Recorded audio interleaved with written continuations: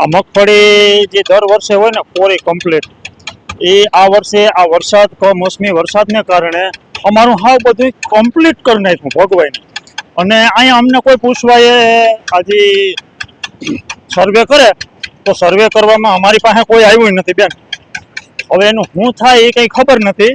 અને મેં એવી વાત સાંભળી, મને બહુ કંઈ ખબર ન પડે, પણ મેં એવી વાત સાંભળી કે હેક્ટર દીઠ 22,000 રૂપિયા આપવાના છે. તો 22,000 રૂપિયા ખેડૂતનું શું થાય? આમાં તમે જોવો જોઈએ, આમાં કાંઈ છે? આ બધું ભરલી અને હળી છે, આમાં કાંઈ છે? હવે આમાં અમારે કરવાનું શું થાય?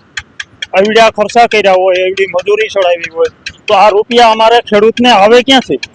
અને આજે ઉદ્યોગપતિને 45% સબસિડી આપો, એનું કંઈ બગડી જાય, પરલી જાય કે કંઈ હરગી જાય કે એવું કંઈ થાય તો એ લોકોને સરકાર સહાય આપે અને ખેડૂતને કાંઈ નહીં.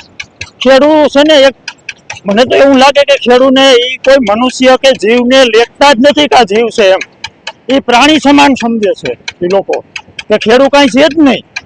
અને ખેડૂત માથેથી ના બધા એના રોટલા હેકાય છે આ રાજકારણના.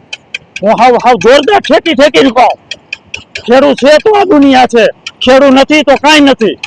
ખેડૂતના ખેતરમાં પાક ઉગશે, એ બધું ઉપજ બનાવશે ત્યારે આ પબ્લિક ખાહે, નકર ખાહે હું કઈ ઘઉં ફેક્ટરીમાં નથી ખાવાના તમારે.